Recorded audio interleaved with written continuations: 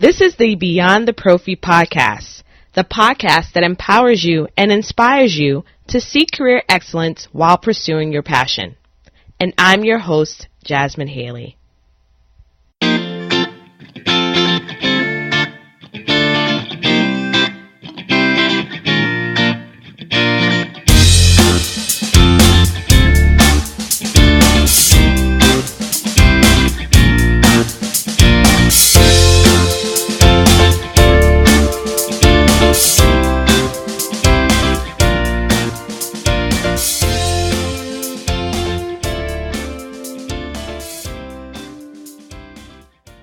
This week, I'm excited to introduce you to Ellie Naderi. She serves as the Senior Vice President of Dental Hygiene Operations for a DSO. And I was introduced to her from Mark Hartley, the editor at RDH Magazine and eVillage. And I'm so very happy and I feel very privileged, as I do with all of my guests, to have the opportunity to meet with them.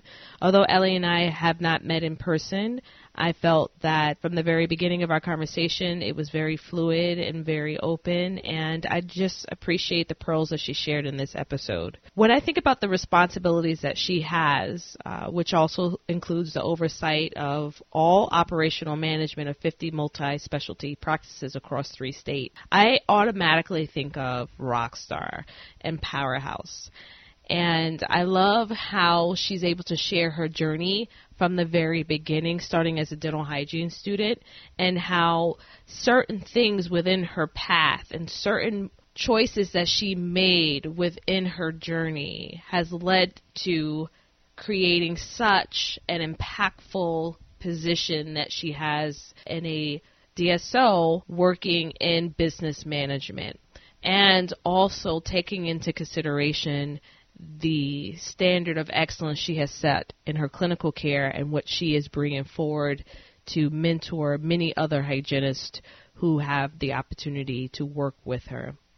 And so what I thought immediately of when I re-listened to this episode was a book that I just finished. It was actually recommended by many hygienists. Just recently I was in a leadership group that was created by Kelly Tanner Williams. The book that was recommended is called Leadership Challenge, and actually the ADHA president recommended it, and her name is Tabby Filipiak. And also I saw that ADHA vice president Matt Crespin was reading it. I know that Ashley McCauley, who was a interviewee, mentioned that book again. I recalled that she recommended that book, and she's in Wisconsin. She's a wonderful leader there, and she's one of the interviewees of the Mom Genist podcast. And so I said, you know what, let me go ahead and just read this book. It's 10 hours, and I'm like, oh my gosh, 10 hours, but the key to reading any Audible book is making sure that you put it on 1.5 speed. So I read the book. I finished it today, and I have to say I was very happy with this read.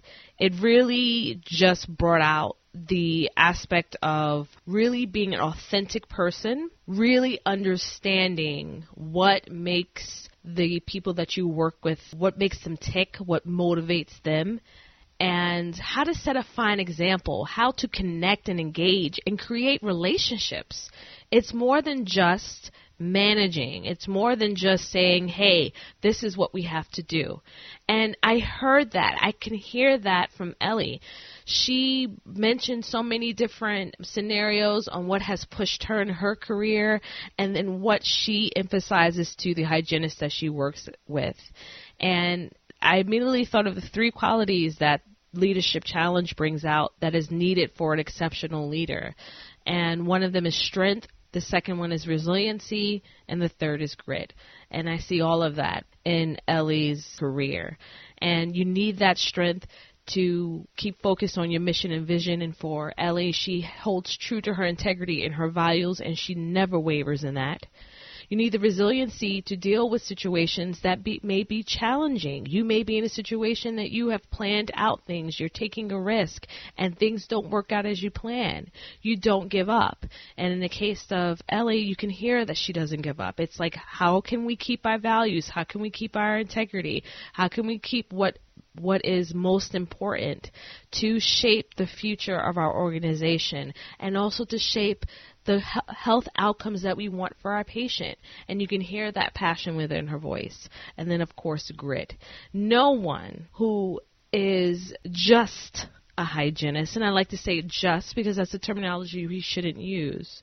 No one that's just a hygienist will seek opportunities to advance themselves clinically, to work in sales and work with a pharmaceutical company, and then to move on to being in a leadership position as she is with the DSO. That takes grit, that takes tenacity, and that takes you really holding on to your vision of wanting to do more. And you can have that by thinking beyond the Prophy in all that you do. So again, I just want to encourage you all that this podcast is meant for you to be able to meet these individuals you may not have a chance to meet. It may not be easy for you to be able to get to these dental hygiene conferences and meet individuals like her, but they are readily available. They want you to connect. They want to be able to share and mentor and actually look for opportunities. One of the things that Ellie brought out is that she would love for you to connect with her on LinkedIn. The link to connecting with her can be found in the description of this podcast episode. And she's also looking, there's opportunities in several states for a position. So if you're looking for a position, if you're looking for a company that embodies the values that are very important in excellence and thinking beyond the Prophy, I would definitely reach out to Ellie and see what that relationship can bring forth for you, what you can offer her, and what she may be able to offer you. It's really about making connections and networking and seeing where your journey leads, not being afraid, having risk and taking the risk and making an impact. And so I thank Ellie again for being a part of this show. I thank you all for listening. If you feel that this episode is impactful, if you feel that it motivates you and empowers you, I beg of you to please share this episode. You don't know who it might reach, on what difference it can make in someone's life. And so make sure you share. We are now on Stitcher. Beyond the Prophy podcast can be found on Stitcher. We are on Apple Podcasts. We're on Google Play. We're going to be adding a new platform soon. So make sure that you subscribe. Leave us a review. Let us know your thoughts on this podcast. We do this, myself and the guests who are willing to come onto the show, for you.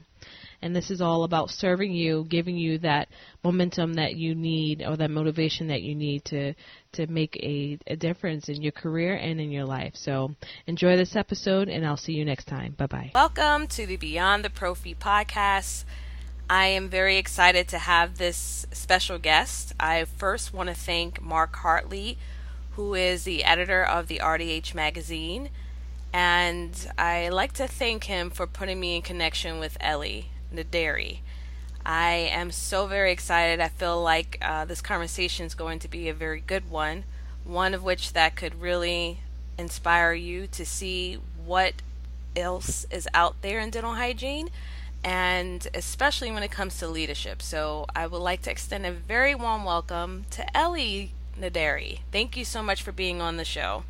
Thank you, Jasmin. It's an honor, and I'm very excited to speak to the broader group and just bring forward all the opportunities that have been afforded to me to bring me to this point in my career, and hopefully inspire somebody listening today as to what else they can do with their dental hygiene career moving forward.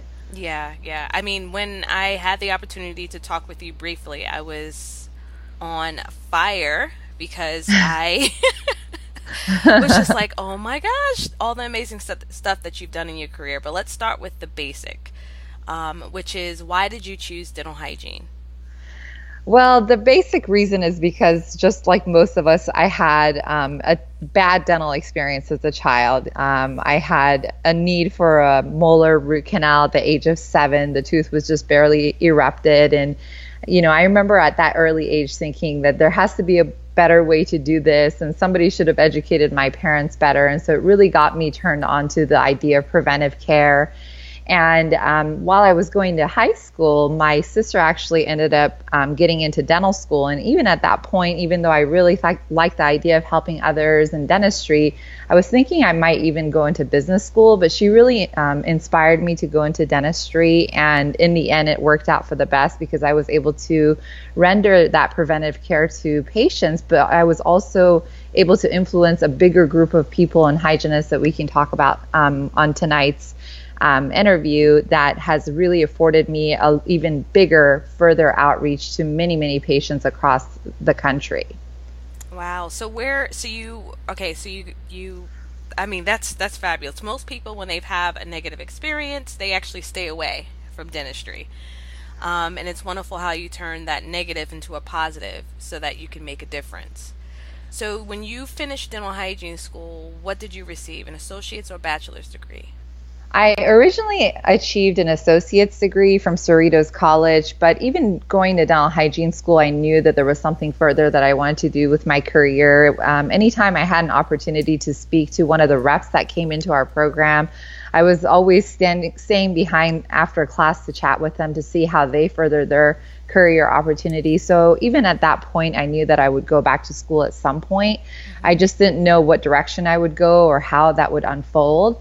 But I had a really awesome opportunity to do a table clinic as a dental hygiene student on chemotherapeutics, and that just expanded my horizon, and that's how I ended up transitioning from my clinical practice to the pharma side of dentistry, and that in itself was a very awesome opportunity for me, one that afforded me to meet a lot of people. And I think, one of the messages I want to put out there is if you have career aspirations for yourself, the best thing you can do is network, to show up to the association meetings, to go to trade shows, to just stop and ask people, what did you do? How did you get here? And how did you further yourself?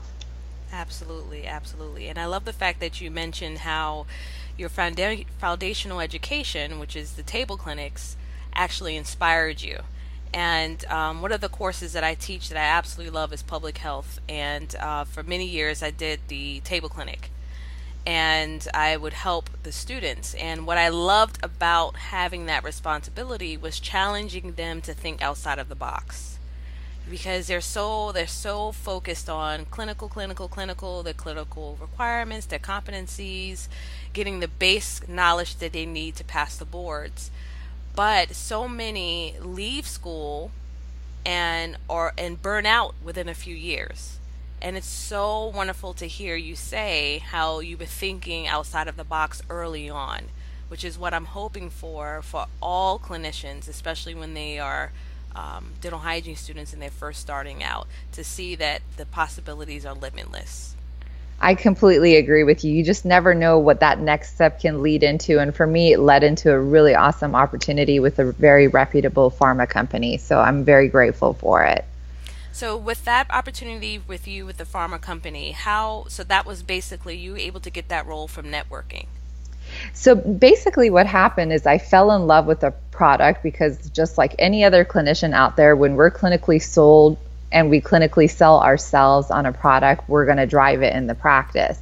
And basically my utilization of this product was so high that the rep came into the office and said, how many hygienists work here, first of all, and who are they? And, my office manager's response was, it's Ellie, and, she's here only a couple times a week and we don't have anybody else. And he was blown away as to how I was able to communicate the need for this product to my patients and how readily I could move it off the shelf. And it all stemmed back from doing that research myself and being open-minded and clinically being sold on the product, which then led them recruiting me to do some consulting for them so that I could basically share my clinical experience with other clinicians and help them connect with their patients. Because as we know, one of the biggest challenges in dental hygiene is getting our patients to say yes to the treatment that they very much so need. And it becomes so much easier for us to have those conversations with patients when we believe they truly need a product that we're presenting. Absolutely. And that table clinic, going that direction and selling it to myself, basically allowed me to sell it to patients, which earned me some recognition. And then from there, I was asked to join the company as a full-time account manager, which is where really my career truly ended up unfolding because I developed business acumen. I went from just knowing 1 through 30 teeth in the mouth to where I could very efficiently run an Excel spreadsheet and analyze the business and, and just become, transition my focus into more of a business role, which then opened up many, many more opportunities for me and where I am here today. Unbelievable. And listeners, we're holding back where she is today because it is phenomenal. I do want to ask you, when you started that role, because when you first stated when you were initially thinking of school, you thought about business, but you went into dental hygiene. And now you're offered this role to be an account manager with a pharmaceutical company where you have to then now take off the clinician hat and put on a business hat. Did you have any fear, or were you concerned with being able to adapt in that environment? Like, what pushed you through that period where your professional phase was almost changing? Oh, absolutely. Anytime there's change, and the only thing I knew was being chairside as a clinician, there's some level of fear and anxiety, but I knew that I had to put my trust in myself, my ability to be successful, because I knew that I could influence my patients chairside. I believe that I could influence other clinicians to do the same thing with their patients. And that's where my success really came from, is teaching them the ability to get past those financial barriers where patients say no to treatment. And it was momentarily scary because I had to believe that I was going to be able to be influential over a large group of people, and they weren't necessarily clinically sold like I was because they hadn't gone through that process. But I took the leap of faith, and it was the best thing that I've ever done for myself.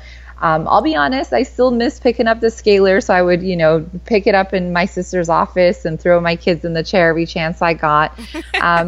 But after a while, when you get to see what an impact you can have, not just on the group of patients that you're seeing within your own dental hygiene practice, but see other hygienists also be able to influence their patients in such a positive manner, that you really feel like you still are chairside. So that element is very much fulfilled for you. And it just comes down to believing in yourself, being confident in the things that you know that you're able to do, and taking a risk. At the end of the day, yes, I was confident in myself, but there was no guarantee that I was going to be one of the top account managers. And when you're in sales, it's a very cutthroat environment. If you don't make your numbers, you're not going to be around for much longer. But because I had that credibility, because I had been chairside, I actually was one of the most successful account managers when compared to others that didn't have a clinical background. So just being able to draw back on the things that we know as clinicians and apply it to the outside world, outside of our operatory, you can be tenfold more credible when you're talking to people. And I think that's the element that as hygienists, as listeners, you have to realize is, you are credible. You have created a patient in your lap, and you know what the barriers are, and you've likely heard all the pushbacks from the patients. And if you're one that's been able to rise above it, then somebody out there could benefit from your help in helping advance their business or their dental practice, or you might be of value as a consultant somewhere, or the possibilities are endless. Yes, I love it. Oh my goodness, if I can jump for joy without messing up the recording, I would. Because I often say that for dental hygienists, and especially when I'm trying to really push the fact that we need to think beyond the prophy. And thinking beyond the prophy is not just outside of clinical treatment. It could be in clinical. And what I find is that most hygienists, they are beaten down mentally. They don't have that confidence, and they don't realize that everything they have, or the experiences that they can have, are opportunities to put things in your toolbox. And you don't know at what point that particular experience could benefit you in the future. And I love the fact that you mentioned how this really has propelled you into the role that you have today. You also had the opportunity to work in academia, which I think is also very important because it also builds, in my opinion, from my experience, leadership skills. It allows you the opportunity to find ways to communicate more effectively, to get to understand health outcomes, but also educational outcomes. It helps you to think in a different way. So how has that role served you and in your professional career? I think that's a great question. First of all, I thoroughly enjoyed academia, whether it be didactic courses or clinical courses. I love the student interaction. And I happen to think that dental hygiene students are some of the best, most eager students that there possibly can be. They're always prepared and a pleasure to work with. But how that's applied to my current role is it's really taught me to be patient when I'm communicating with my staff. I come at my leadership skills with the approach of education and training as opposed to, a heavy-handed approach, which a lot of times can occur in the corporate setting. So I think it's really taught me to be a teacher in my leadership role as opposed to just a manager in my leadership role. And I really love encouraging employees and hygienists and whoever else that I'm working with to go back to the basics with how they're taught in school, because that will never fail you. Mm-hmm. The way you teach in school, the way Esther Wilkins has things spelled out for you will never fail you. When in doubt, always go back to what you were taught in school. And it's something that I preach to and talk about all the time. And I think having that experience in my background, even as a leader today, helps me be able to bring my employees back to, okay, remember when you first started driving, where do you keep your hands? It's 10 and 2. And then after a few years, you slack and maybe there's bone loss in the radiograph and we just choose to overlook it and go to that Prophy. So let's get back to 10 and 2 and let's go back to what we were taught in school, and the AAP guidelines will never fail you. And so it kind of shapes my style as a leader, because I do have that educator in my background. Yeah. And I love how you mentioned that, because it just made me think about the times where I've temped and they'll ask me, "Are you a new graduate?" I'm like, "No." I've been a hygienist for 10 and with it as an assistant 15 years, but they normally say that because I still barrier the way, not all the way like it is in school, but I'm very, very particular with my clinical notes and am I treating my patient? There's certain things that I just don't cut corners with. And I love the fact that you mentioned that when you do serve as faculty, it just makes you appreciate that standard of practice. And that's what is challenging to keep up in place when you're practicing, because of so many things that could be an obstacle, which is insurance or the practice philosophy. All of that can impact your standard of care. Yeah, absolutely. And my personal belief is, we have taken an oath and we have to uphold our oath to our license. Absolutely. And the things that we learn in school absolutely need to apply today. I get that it's human nature. The 10th time the patient, yells at you and says, "No, I don't want that SRP. I just want what the insurance covers." It becomes intimidating for clinicians to do the right thing. But I always encourage, don't jeopardize the patient's care. Don't jeopardize your own license, and always go back to how you were taught in school. Absolutely. So, listeners, I am speaking to the Senior Vice President of Dental Hygiene Operations. Say what? What? For Dental One Partners. I think it's absolutely amazing what you're doing. Many hygienists, though, don't understand what a DSO is. So before we get into your role that you currently have and what your responsibilities are, let listeners know what exactly is a DSO. A dental service organization is a DSO where basically one corporation either owns or manages a large subset of practices. They're becoming more and more popular as practice management demands become stricter and insurance fee schedules go lower and marketing potentials become more difficult for private practices. A lot of times doctors are selling their dental practices to dental service organizations. So it's a concept and a model that will only grow from here. The 10-year forecast for this business is that it will only grow and there will be more and more presence of dental service organizations in the future. Wow, amazing. Amazing. Now, why did you choose from your career and what you've done, why did you choose to work for a DSO, and why would you say it's a good option or an excellent option for hygienists who want to think beyond the prophy? So funny enough, I didn't always think that it was going to be the best option for me. I had my skepticism. I wasn't sure how I was going to like it. I was a private practicing hygienist when I practiced dental hygiene. I had my perceptions. I'd heard the stigma out there. But I had an opportunity to join a different dental service organization about 7 years ago as a director of dental hygiene. And the folks that I interviewed with were very inspiring, extremely ethical, and they were talking the same clinical language that I like to speak and going back to the basics on how things are taught in school. And I said, you know what, maybe I will give this opportunity a try, because it sounds like, they have a great chief clinical officer that I get along with. So I gave it a go.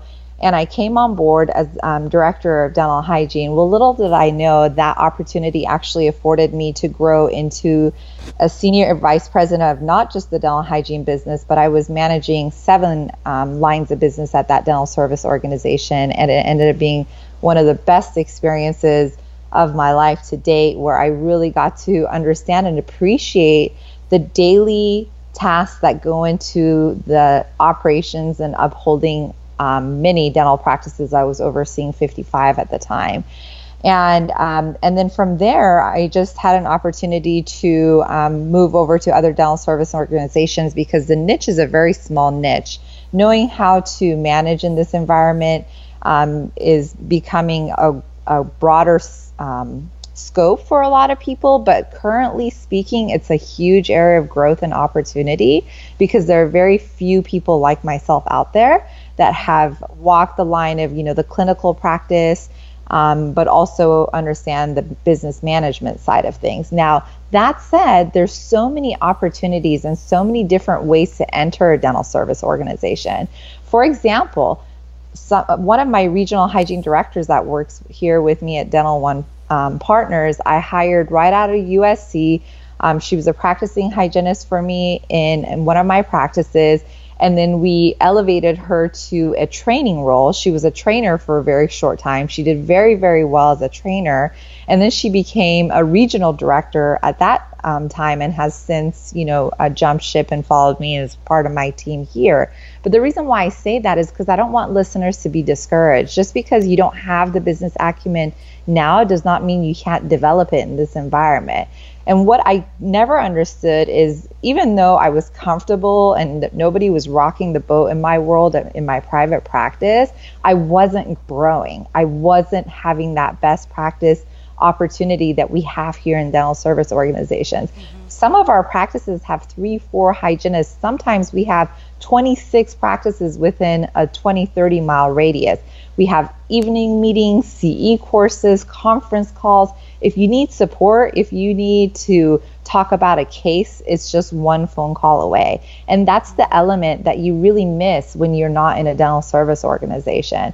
And especially one like Dental One Partners, where the support structure is built in such that, I'm not looking to do my job forever. Like I just mentioned earlier, I just came out of a much, much broader role than just overseeing dental hygiene. Mm-hmm. So my philosophy is I hire my replacements, and my direct reports hire their replacements. So there's constant growth in this environment. And like I said, because we do have a 10-year vision of dental service organizations being the main go-to employment opportunities in this country, I think it's a really bright idea for us to, as hygienists and clinicians, to think about dental service organizations even at the practice level. Wow. I've got 2 things to say. First of all, I love the fact that you said hire my replacement. That's powerful. Because, I've had so many conversations where people, where we've talked about, the new generation of people coming up, and how sometimes as a new generation, we may feel like we're stepping on toes, and that those who may be in a higher position are not really ready to bring us forward. So it's wonderful to hear that in a DSO you have the opportunity to really grow and actually to be nurtured, which you don't find, like you said, in private practice. You tend to hit a ceiling and then that's it. which is why I feel like there's so much career dissatisfaction for many in our profession. Yeah, absolutely. I do want to just ask you and address the stigma that's associated with being a DSO. Why do you think that exists? It's hard to say. I mean, I think there's so many different levels of dental service organizations out there that I think listeners need to understand that if you do want to consider working for a dental service organization, you want to do your homework. You want to know who is at the helm of the company. Is the management team from a clinical background? I think those questions are really important to ask during the interview process.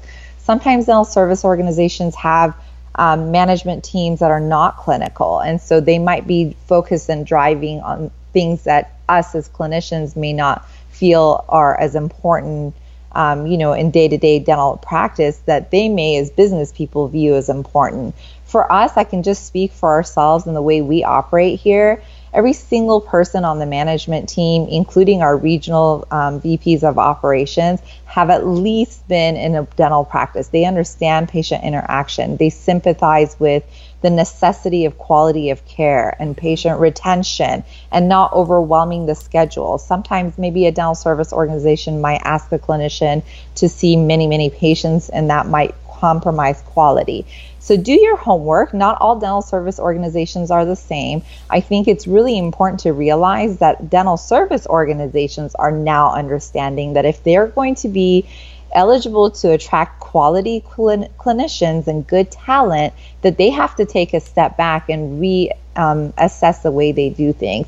Here at Dental One Partners, for example, we pride ourselves in, yes, we have the corporate structure, we have the support, we have the CE courses, we have cutting edge technology, all of that is in place, but we also provide our clinicians clinical autonomy. So we're not going to tell you how to practice dentistry. Are we going to look for 5-point assessments and make sure, recession and clinical attachment loss, those things are accounted for? Absolutely, because that's a compliance item and we want to make sure our clinicians are committed to excellence. That's without saying, but we're never going to tell you how to do dentistry beyond that. We just want to make sure that you're compliant in what AAP guidelines are and what the ADA standards are. Outside of that, you get to use, the materials you want to use, the instruments you want to use, and we have buying power, so we're able to negotiate really good fees for some really awesome brand names.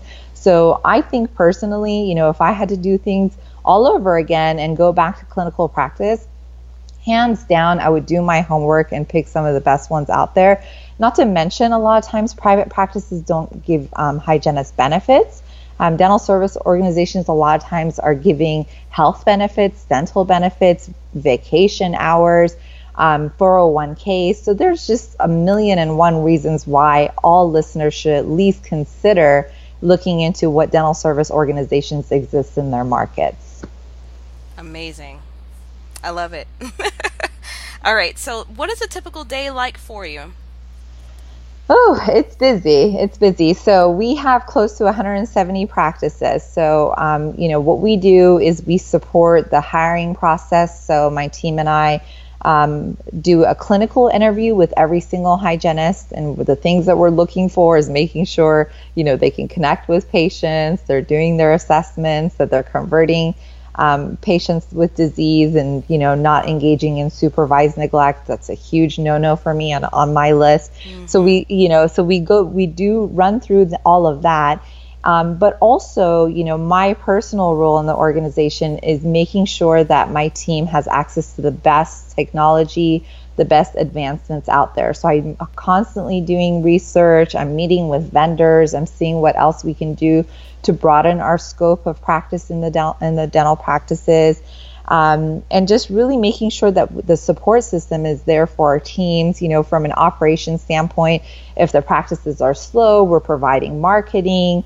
So it's my job and my team's, my regional hygiene directors' roles to make sure that our hygienists is as happy and as successful as they can be, and our patients are receiving the best care that they possibly can be receiving. So, in a nutshell, I know it sounds like a summary here, but it's busy. Yeah. There's a lot that factors into that. Yeah, absolutely. So with the roles that you've had, how have you developed? Because with any role that you have, especially when you are thinking beyond the prophy and you are trying things outside of clinical care, how did you prepare your mindset, maintaining joy as much as possible? How did you prepare your mindset for the various roles that you've experienced so far in your career? Even before I get to the role that I'm going into, I'm preparing for it. So, for example, when I was in my director of hygiene role in the former dental service organization, I would look at the other senior VP that was overseeing the entire business and thinking, I really like the way they do this, and they're getting results by interacting this way with the employees. And if I were them, these are the things I would do differently. So even though I wasn't in the role, I was always preparing myself for the role. And even here in this environment, I'm always coaching my teams to think, you say think beyond the prophy, and that's exactly the right phrase for it. What else can they do? Where can they see themselves? And sometimes the answer may be, you know what, Ellie, I like patient care. I just want to be here and stay here. But I still want to encourage them and challenge them to think, you know what, God forbid, tomorrow you don't know what's going to happen. You can't pick up that scaler anymore. What would you do different? What opportunity would interest you? And so I think, for the listeners, just keeping an open mind and not thinking, oh my gosh, no, I'm stuck to this chair for the rest of my career, and really begin to think, you know what, I think I could do Ellie's job, and she's done it and she's prepped for it. I wonder how she's prepped for it, and just get your mindset ready for that moment. Mm-hmm. Absolutely. And with women, we're multidimensional. And most listeners know that I co-host the Mom Genis podcast, and I do want to add in here briefly that not only have you had this wonderful professional career, you're also raising children. And so what would you say to a listener that may be in a situation where they are parents, they may be a single parent? What advice would you give them in maintaining that career satisfaction while handling that role, which can be challenging by itself, but especially if someone is doing it as a single parent? Great question, because I am a single parent. As a matter of fact, when I transitioned into my role with a former dental service organization, I was amidst a divorce, and so it was one of the most difficult moments in my life. But the advice I would give is, there's never going to be a better time. You can always think it's just busy right now. It's going to get better in the future. I can tell you from personal experience, my daughter is about to turn 10, my son is 11, and over the course of 7 years, it's only gotten busier. So do it now, make that decision now. And what better reason than your children to be that role model for my daughter? It just warms my heart, because she does see me work hard, and she does see that I can stand up on my own 2 feet and provide a very comfortable life for myself and the two of them. And that every day is my inspiration and my motivation to do the things that I do. Oh, I love it. And little girls need to see that, especially. I have 2 little girls myself, 8 and 6. It's fun ages. Yep, I just interviewed the oldest one, I think episode like 41 or 42. So she actually wants to be a dental hygienist, which I find it's cute. That's awesome. All right. Awesome. All right, here's the last question that I have for you, because I try to keep the episode short, especially for most hygienists. We're busy. We're busy. And like you mentioned earlier, you said networking is important, asking people how they have gotten to where they are. And that's essentially what this podcast is, especially for those that aren't able to make it to every single event and meet amazing individuals like yourself. So tell me, in your professional career, what was the best career advice you've ever received? Good question. I would say that it was early on in my career, even before dental hygiene. I was working as a dental assistant in a private practice with a consultant, and he taught me to not be afraid to have difficult conversations with patients. He said there's going to be every single kind of human out there. Most will hopefully love you. Some are just not going to like you no matter what you do. you stick to your ethics, you stick to your guns, and you do what's right, and you always present the correct information to the patient. And I have done that my entire career, and it has really paid off for me. Wonderful. I love that. I think that is a hurdle that I am still working through. It's a skill that you have to gain, and each conversation that you have, you slowly but surely get better with it. Absolutely, absolutely. All right. I told you that was the last question, but I just thought of another one that I have to ask you. Sure. All right. Favorite leadership book?